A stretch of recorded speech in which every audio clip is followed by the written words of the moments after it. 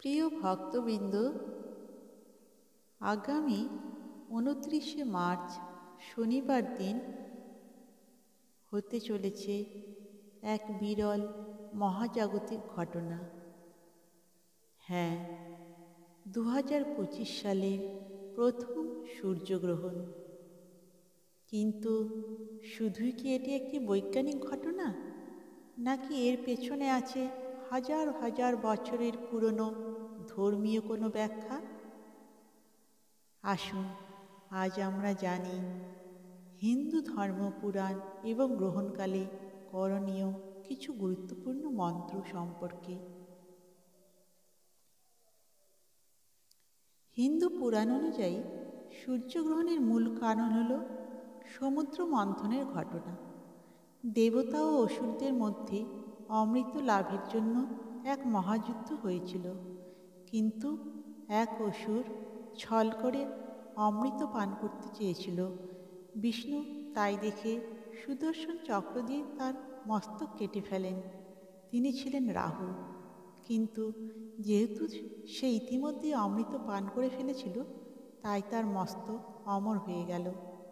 এই রাহুই প্রতিশোধ নিতে সূর্য চন্দ্রকে যখন গ্রাস করে তখনই গ্রহণ ঘটে। গ্রহণের সময় কি করা উচিত? প্রথমে গঙ্গাজল ছিটিয়ে পরিবেশকে শুদ্ধ রাখা উচিত। গর্ভবতী মহিলাদের গ্রহণের সময় ঘরে থাকা উচিত।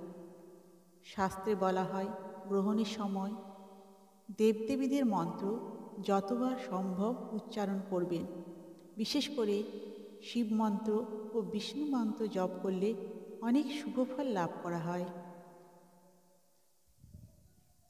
আজকে আমি গ্রহণের সময় আপনারা কোন মন্ত্রটি জপ করবেন, যে মন্ত্রটি অত্যধিক পাওয়ারফুল এবং শক্তিশালী, আমি সেই মন্ত্রটি আজকে আমি আপনাদের সামনে তুলে ধরছি।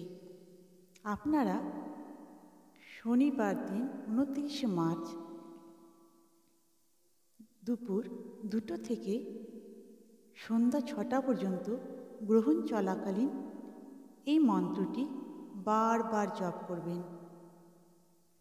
মন্ত্রটি হল ওম আদিত্যায় বিদ্মহে দিবাকরায় ধীমহি তন্ন সূর্য প্রচোদয়াৎ।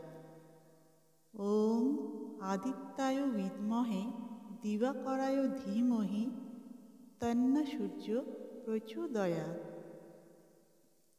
ওম আদিত্যায় বিদ্মহে দিবাকরায় ধীমহি তন্ন সূর্য প্রচোদয়াৎ।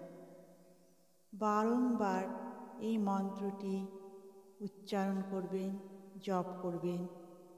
এই শক্তিশালী মন্ত্রটি সূর্যগ্রহণের সময় পাঠ করলে জীবনে প্রভূত সাফল্য ও সম্পদ লাভ করা যায় এবং দেবদেবীদের আশীর্বাদ পাওয়া যায়। ভক্তবৃন্দ, আজকে আমি এখানে সমাপ্ত করলাম। পরবর্তী এপিসোডে আমি আবার এই সূর্যগ্রহণ সম্পর্কিত কিছু তথ্য আপনাদের সামনে তুলে ধরব।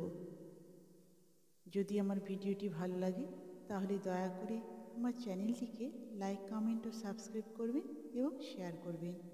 নমস্কার।